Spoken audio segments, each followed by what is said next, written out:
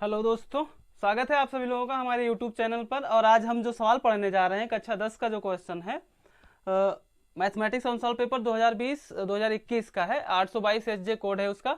और पहले का क्या क्वेश्चन है कि यक्स अक्ष पर स्थित बिंदुओं 2, -5 तथा -2, 9 से समदूरस्थ है। एक्स अक्ष पर स्थित बिंदुओं जो 2, यक्स अक्ष पर स्थित बिंदुओं जो 2, -5 तथा 2, -2, 9 से समदूरस्थ है। बिंदु का समदूरस्थ है। बिंदु का निर्देशांक होगा। ये क्वेश्चन है और इसके जो ऑप्शन दिए गए हैं, एक पहला है कि 0, 7 और दूसरा जो है -7, 0। तीसरा जो ऑप्शन है कि 7, 0 और जो चौथा ऑप्शन है 0, -7। ये चार ऑप्शन दिए गए हैं। हमें ये बताना है कि वो कौन से बिंदु हैं जो 2, -5 और -2, 9 से समदूरस्थ हैं। तो चूंकि इसमें एक पॉइंट ये दिया गया है कि यक्स अक्ष पर स्थित है। यदि बिंदु यक्स अक्ष पर स्थित हो तो y बराबर क्या होता है? 0 होता है। एक्स अक्ष पर स्थित हो तो y बराबर 0 क्यों होगा? जैसे मान लो कि अगर ये x अक्ष है, ये y अक्ष है और कोई पॉइंट यहाँ x अक्ष पर स्थित होगा तो जाहिर सी बात है इस पर स्थित होगा। अगर इस पर स्थित है तो यहाँ पर इसके सामने ये वाला होता है मूल बिंदु, और मूल बिंदु को 0, 0 कहते हैं, या 0, 0 होता है। तो यहाँ पर y का मान इस पर, इस लाइन पर क्या मिलेगा? 0। तो इसलिए अगर x अक्ष पर स्थित है तो y बराबर 0, y अक्ष पर स्थित है तो x बराबर 0। तो हमने ये मान लिया कि यदि x अक्ष पर स्थित हो तो y बराबर 0 होगा। तो अब हम क्या करते हैं, मानते माना बिंदु x, 0 है जो 2, -5 तथा -2, 9 से समदूरस्थ है। समदूरस्थ है। अब आगे देखते हैं कैसे लगती है सवाल। ना लिखें तो, या लिखें या ना लिखें, दोनों के तरीके से कर सकते हैं, लेकिन जहाँ तक हो सके आप लोग हर एक क्वेश्चन का, चूंकि मैथ्स के सवालों का सभी का सोल्यूशन लिखा जाता है तो आप सोल्यूशन लिखेंगे। समझते हैं कैसे है। हमने मान लिया, सपोज कर लेते हैं कि ये पॉइंट जो x, 0 है इसको हमने मान लिया। क्योंकि y अक्ष पर, x अक्ष पर स्थित है तो y का मान 0 हो जाएगा, इसलिए हमने x, 0 माना है। और 2, -5 तथा -2, 9 से समदूरस्थ है। इन दोनों पॉइंट से ये वाला पॉइंट समदूरस्थ है।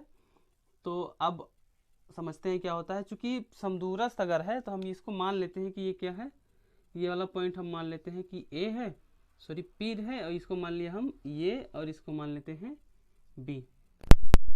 तो जो P है वो ये व B से समदूरस्थ है, मतलब ये व B से समान दूरी पर स्थित है। मतलब हम कह सकते हैं कि A से P की दूरी, यानी कि AP बराबर B से P की दूरी, दोनों क्या होंगे? बराबर होते हैं। तो हमारे पास में फार्मूला होता है कि किन्हीं दो बिंदुओं के बीच की दूरी का सूत्र जो होता है रूट में x1 - x2 का whole square plus y1 - y2 का होल स्क्वायर ऐसे होगा। तो यहाँ पर AP के जगह पे क्या होगा? x1 - x2 का whole square plus y1 - y2 का होल स्क्वायर बराबर में इधर x1 - x2 का whole square plus y1 - y2 का होल स्क्वायर। ये फार्मूला हम लिख दे रहे हैं। अब इन दोनों के लिए मान अलग अलग हो जाएंगे। यहाँ x, इसके लिए ये से p, a और p में x1 और x2 का मान क्या होगा? तो x1 का हम यहाँ पर मानते हैं x होगा। x1 का मान क्या है? x - x2 का मान a x1, ये y1 होगा, ये x2, ये y2 होगा। इसको लिख देते हैं कि x1 y1, ये क्या होगा? x2 y2। इस वाले कंडीशन के लिए x1 का मान x, x2 का मान 2, चूँकि स्क्वायर लगा है तो स्क्वायर लगाएंगे, प्लस y1 का मान क्या होगा? 0, माइनस y2 का मान 5 है तो माइनस माइनस प्लस 5 हो जाएगा, होल स्क्वायर लग जाएगा। अब बराबर में यहाँ पर x1 y1 तो इसके लिए ऐसे लिख देते हैं, लेकिन जब इस वाले पॉइंट बी पे क्लिक करेंगे तो x1 का मान ये हो जाएगा, सॉरी x2 का मान ये, y2 का मान ये हो जाएगा। तो x1 के जगह पे हम क्या लिखेंगे? x माइनस x2 के जगह पे, सॉरी x1 - x2 तो यहाँ पे है, x2 के जगह पे -2 है तो ये जाएगा +2 का होल स्क्वायर प्लस में। अब यहाँ y1 माइनस y2 के जगह पे 9 लिखेंगे तो y1 का मान 0 माइनस 9 हो जाएगा, इसका स्क्वायर हो जाएगा। आई होप इतना समझ में आएगा होगा। अब क्या करते हैं, x1 माइनस x2 का होल स्क्वायर है। अब एक काम करते हैं, चूंकि हमें यहाँ से रूट हटाना है तो क्या करते हैं, दोनों पक्षों का वर्ग कर देते हैं। दोनों पक्षों का वर्ग करने पर जब दोनों पक्षों का वर्ग करेंगे तो स्क्वायर हट जाएगा, तो बचेगा कि रूट हट जाएगा तो x माइनस 2 का होल स्क्वायर, और प्लस में यहाँ 5 का स्क्वायर हो जाएगा तो 25, 0 में 5 जोड़ेंगे तो 5 का स्क्वायर मिलेगा 25 हो जाएगा। यहाँ पर स्क्वायर कर रहे हैं, दोनों पक्षों का वर्ग कर रहे हैं तो यहाँ से रूट हट जाएगा तो x प्लस 2 का होल स्क्वायर प्लस में 9 का स्क्वायर करेंगे तो 81 आ जाएगा। अब क्या करते हैं, चूंकि यहाँ पर ये माइनस बी के फॉर्म में है, ये प्लस बी के फॉर्म में, तो ये माइनस बी और ये प्लस बी का फार्मूला लगा दीजिए। ये माइनस बी का होल स्क्वायर क्या होता है, ये माइनस बी का होल स्क्वायर होगा A square plus B square minus 2ab, और ये प्लस बी का whole square A square plus B square plus 2ab। अब ऐसे लगा दे रहे हैं फार्मूला, तो यहाँ पे हो जाएगा एक्स ए के स्क्वायर जगह पे एक्स स्क्वायर प्लस बी के स्क्वायर का मतलब 2 का स्क्वायर, तो यहाँ 4 माइनस 2 इंटू 2ab, फिर मिला करके हो जाएगा 4x प्लस 25 बराबर में इधर भी एक्स स्क्वायर प्लस 4 प्लस में 4x बराबर 81। एक्स स्क्वायर से एक्स स्क्वायर कटेगा, 4 से 4 कट जाएगा। इन दोनों कंडीशंस में इनको उधर उठा के ले जाइए, या फिर 4 को इधर ले आइए तो हो जाएगा माइनस 4x, और ये वाला 4 इधर है, ये माइनस 4x हो जाएगा, और ये 25 को उधर ले जाइए तो ये 81 माइनस 25 हो जाएगा। अब क्या करते हैं कि 4x मिला के हो जाएगा माइनस का 8x, और यहाँ पर क्या हो जाएगा, घटाएंगे 81 में 25 घटाएंगे तो यहाँ हो जाएगा 11, 11 में से 5 गए 6, और 8 में से एकदम 7 हो जाएगा, 7 में से 5 हो जाएगा। तो अब यहाँ हो जाएगा 56, 8 एक 8, 8 से 56, तो माइनस x बराबर 7, तो x बराबर हो जाएगा माइनस 7। तो बिंदु मिल जाएगा हमें, मिल जाएगा x का मान 0 माना था हमने, x का मान माइनस 7 है, तो यहाँ पे माइनस 7 कामा 0, ये हमारा आंसर, ऑप्शन नंबर हमारा दूसरा सही हो जाएगा। तो अब ये इसका जो अगला सवाल है इसको मिटा देते हैं हम।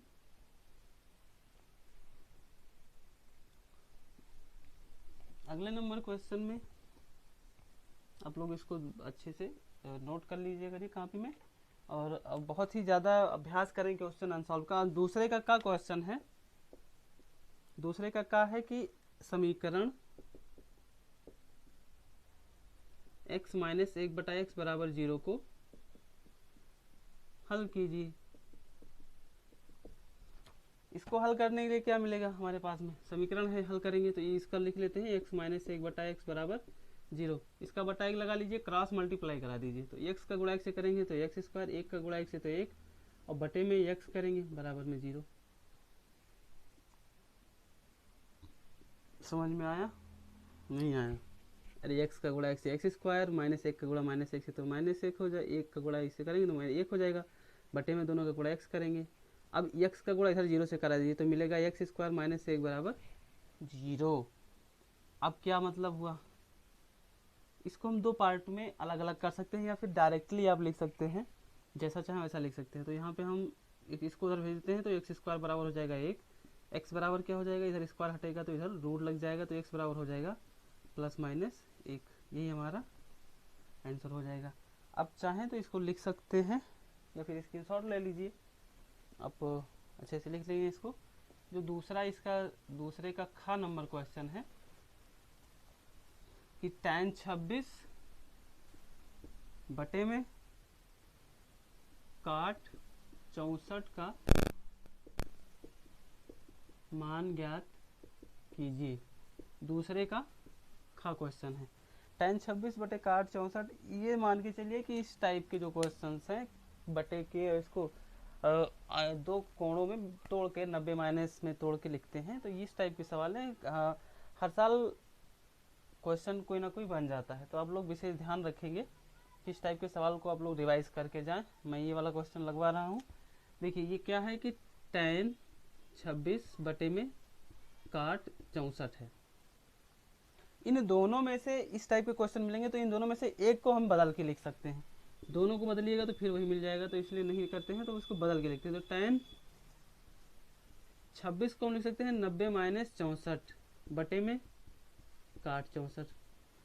आप विशेष ध्यान ये देखेंगे कि जो इस टाइप के सवाल होंगे वो ऐसे लिखे ही मिलेंगे आपको कि आप उसको तुरंत माइनस में कन्वर्ट करके लिख सकते हैं। यहाँ 64 था, वही 64 में से 90 में से 64 घटाएंगे तो 26 मिल गया, तो ऐसे लिख सकते हैं आप। ऐसा दिमाग थोड़ा सा लगाएंगे तो इसको हम 26 को 90 माइनस 64 लिख सकते हैं बटे में काट 64, ऐसे लिख सकते हैं।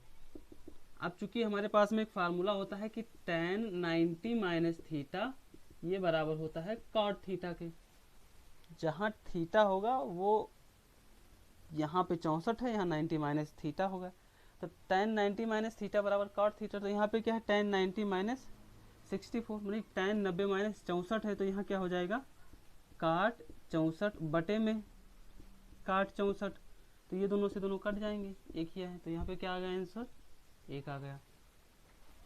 इतना समझ में आया होगा। अब इसको आप लिख सकते हैं, स्क्रीनशॉट ले लें, या फिर हम अगला इसके बाद में अगला सवाल उतार लगा रहे हैं। जो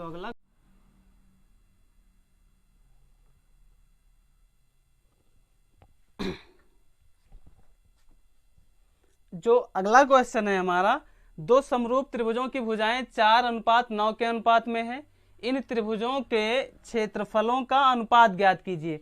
ये सवाल लगाने के लिए हमारे पास में एक सीधी सीधी एक प्रमेय होती है, त्रिभुज में एक प्रमेय होती है कि प्रमेय क्या होती है, प्रमेय की दो समरूप त्रिभुजों के क्षेत्रफल का अनुपात उनकी संगत भुजाओं के अनुपात के वर्ग के बराबर होती है। अब ये समझ, अगर ये प्रमेय न लिखा हुआ है कि दो समरूप त्रिभुजों के क्षेत्रफल का अनुपात उनकी संगत भुजाओं के अनुपात के वर्ग के बराबर होती है, अब ये समझिए क्या है। जैसे मान लीजिए दो त्रिभुज हैं, पहला कंडीशन कि ये जो इसका जो त्रिभुज है ये समरूप होना चाहिए, और इनकी जो भुजाओं का अनुपात है, मान लिया जाए ये भी, इसको मान लेते हैं ये भी, इसको मान लेते हैं पी क्यू, सॉरी बड़ा लंबा बन गया, इसको मान लेते हैं पी क्यू, तो ये बी बटा पी क्यू जो होगा उसका स्क्वायर उनके क्षेत्रफल के बराबर होगा, क्षेत्रफल के अनुपात के बराबर होगा। जैसे सपोज कर रहे हैं कि ये 3 है और ये क्या है 2 है, तो इनका जो एरिया होगा वो 3/2 के स्क्वायर, इसका एरिया, इसको ए बी सी, इसको पी क्यू आर, तो एरिया जो होगा पी क्यू आर का जो एरिया होगा बटे में, सॉरी ए बी सी का जो एरिया होगा बटे में पी क्यू आर का जो एरिया होगा, वो क्या होगा इन दोनों भुजाओं के अनुपात के वर्ग के बराबर होता है। ये एक प्रमेय कह रही है। सवाल में हमें दिया गया है कि जो उनकी भुजाओं का अनुपात है 4:9 है, तो अब उनके क्षेत्रफलों का अनुपात क्या होगा, तो क्षेत्रफलों का अनुपात हो जाएगा, जो अनुपात है भुजाओं का अनुपात, भुजाओं का अनुपात दिया गया है 4:9, तो पहले त्रिभुज का क्षेत्रफल, पहले त्रिभुज का क्षेत्रफल बटे में जो दूसरे त्रिभुज का क्षेत्रफल है, दूसरे त्रिभुज का क्षेत्रफल, ये बराबर होगा पहले त्रिभुज की जो भुजा है यानी कि 4 और दूसरे त्रिभुज की जो भुजा है 9, इनके स्क्वायर के बराबर होगा। तो हम ऐसे लिख सकते हैं 4 का स्क्वायर 16 और 9 का स्क्वायर 81, तो अनुपात क्या हो जाएगा एरिया का 16:81, और यही हमारा आंसर हो जाएगा। अब इसका जो लिख सकते हैं आप इसको सवाल को, इसको मिटा के मैं दूसरा सवाल लगा रहा हूँ। अब चूंकि सवालें त्रिभुज की सवालें जो हैं आप लोग बहुत ही ज़्यादा जल्दी से बच्चे भूल जाते हैं, ये प्रयास करेंगे कि आप उसको बार बार रिपीट करके याद रखें कैसे लगाना है कोई भी सवाल। जो दूसरे का घ क्वेश्चन है, 10 व्यक्तियों का समांतर माध्य 45.6 किलोग्राम है, उनके भारों का योग ज्ञात कीजिए। सवाल है कि जो 10 व्यक्ति हैं उनका समांतर माध्य 45.6 किलोग्राम है, उनके भारों का योग ज्ञात कीजिए। हमारे पास में एक फार्मूला होता है, क्या होता है कि समांतर माध्य बराबर होता है कुल योग, या फिर कह सकते हैं कि कुल पदों का योग। ऐसे लिख दीजिए, कुल व्यक्तियों का, अगर यहाँ पे व्यक्ति हैं तो इसको हम ऐसे लिख सकते हैं कि कुल व्यक्तियों का जो भार है उसका योग, कुल योग लिख देते हैं, बटे में कुल संख्या। इसको हम अपने हिसाब से बना के लिख देते हैं जैसा हमारी आवश्यकता है। जैसे मान लीजिए व्यक्तियों का भार है तो कुल व्यक्तियों का भार का योग, अब बटे में कुल व्यक्तियों की संख्या, यहाँ पे कितना हो जाएगा, कुल व्यक्तियों की संख्या, कुल व्यक्तियों के भारों का योग और बटे में कुल व्यक्तियों की संख्या, ऐसे लिख सकते हैं। तो यहाँ पे समांतर माध्य दिया गया है हमारे पास में 10, कुल योग नहीं पता, समांतर माध्य नहीं दिया गया है, समांतर माध्य 45.6 है, 10 व्यक्तियों का भार दिया गया है। मिस्टेक हो जा रहा है यार, 10 व्यक्तियों का समांतर माध्य 45.6 किलोग्राम, मतलब समांतर माध्य 45.6 है, तो समांतर माध्य के जो मान है वहां पे लिखेंगे 45.6 और बराबर में कुल योग बटे में कुल व्यक्तियों की संख्या कितनी है, 10। अब 10 का इधर क्रॉस मल्टीप्लाई करा दीजिए तो हमारे पास में सीधा सीधा मिलेगा कुल योग बराबर 45.6 गुणे 10। अब गुणा कराएंगे 45.6 का 10 से, तो दशमलव हटेगा, यहाँ से 0 हट जाएगा, या फिर ऐसे गुणा करके देख लीजिए तो ये आ जाएगा 456 किलोग्राम, यानी कि 10 व्यक्तियों का वजन कितना है, 456 किलोग्राम है। आई होप इतना समझ में आ गया होगा। अब देखते हैं अगला नंबर सवाल। अगला नंबर सवाल लगाने के लिए हम इसको, अब उससे पहले इसको आप स्क्रीनशॉट या फिर उतार सकते हैं, मिटा रहे हैं इसको हम। अब क्या करते हैं कि जो अगला सवाल है तीसरे का क्वेश्चन है कि समीकरण x² - 7x + 12 = 0 के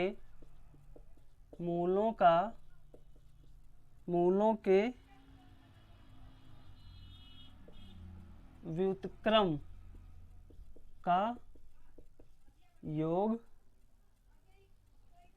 योगफल ज्ञात कीजिए।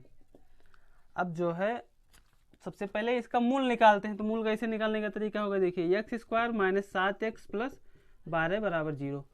अब ये जो सवाल है हम क्या करते हैं कि यहाँ पे -7 है, यहाँ पे +12 है, प्लस लिखा है मतलब जोड़ेंगे तो कितना मिले, 7 आ जाए, गुणा करें तो यहाँ 12 आ जाए, मतलब हम 4 में 3 अगर जोड़ दें तो हमारे पास में 7 होगा, 4 का 3 से गुणा करा दें तो हमारे पास में 12 होगा।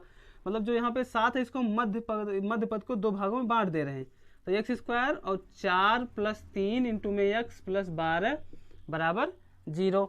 अब इसका गुणा करा दीजिए x और माइनस का, तो x² यहाँ माइनस और गुणा होगा तो यहाँ पे माइनस हो जाएगा, 4 का गुणा x से तो 4x, minus into plus minus, और 3 का गुणा x से तो 3x, और प्लस में 12 = 0।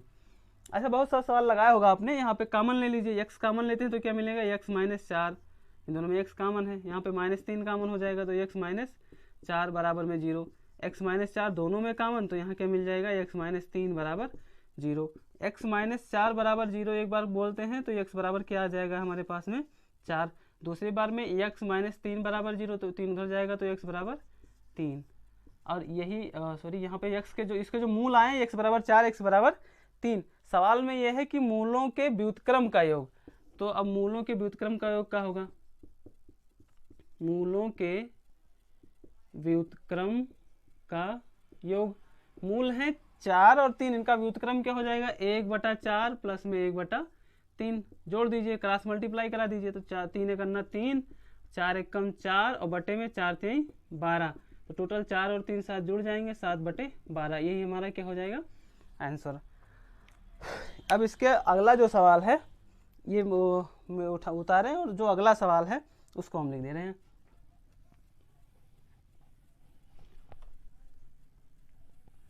जो अगला क्वेश्चन है कि अभाज्य गुणनखंड विधि द्वारा तीसरे का खा क्वेश्चन है, अभाज्य गुणनखंड विधि द्वारा 96 और 104, सॉरी 104 नहीं है, 404 है, 404 का महत्तम समापवर्तक, मतलब इसको शॉर्ट फॉर्म में HCF लिखते हैं, ज्ञात कीजिए।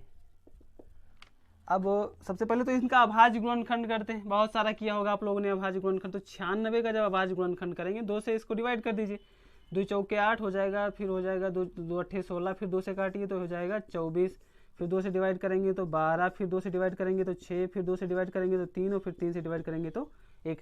बहुत ही सरल है, आप लोगों ने किया होगा। 4, अब दूसरा जो अंक दिया गया हमारे पास में है 404, इसको 2 से डिवाइड करिए तो 2 0 2 202 हो जाएगा, फिर 2 से तो 101, फिर 101 अभाज्य होगा, किसी से नहीं कटेगा। तो जो अब 2 अंक हमारे पास में क्या क्या है, 96, और 96 को क्या लिख सकते हैं 2 × 2 × 2 1 2 3 4 5, 5 बार 2 2 गुणे 3, तो 1 2 3 4 और 5 और गुणे में 3, 5 बार 2 2 का गुणा करेंगे, फिर एक 3 से, तब 96 मिलेगा हमारे पास में। जो 404 है इसका जो HCF अगर हम निकालना चाहते, यहाँ पे 404 को क्या लिखेंगे 2 गुणे 2 गुणे में 101, 101 को 1 से 1 से डिवाइड कर सकते हैं और किसी से डिवाइड नहीं होगा। तो अब इसका जब HCF निकालना होगा, यानी कि हाईएस्ट कॉमन फैक्टर, तो क्या करते हैं, अब अगर HCF निकालना है तो जो इनमें कॉमन होते हैं, जैसे हम लोग पढ़ते थे तो हम लोगों ने सर जी ने बताया था, मिले जो एक बार उसे लिख लो बस, वही क्या होता है HCF। और LCM में क्या होता है, मिले जो एक बार, ना मिले तो सब। तो ये HCF अगर निकालना होगा तो हम क्या करेंगे, जो मिल रहा है मतलब ये दो ये वाला 2 पॉइंट हमारे कॉमन मिल रहे हैं, तो 2 गुणे 2, तो यहाँ क्या हो जाएगा 4, और 4 इसका आंसर आ जाएगा। आप लोगों ने यहाँ तक देखा, बहुत बहुत धन्यवाद, और वीडियो को पूरा देखने के लिए। अब इसके अगला जो क्वेश्चन है मैं अगले वीडियो में लेकर आऊँगा। थैंक यू, धन्यवाद।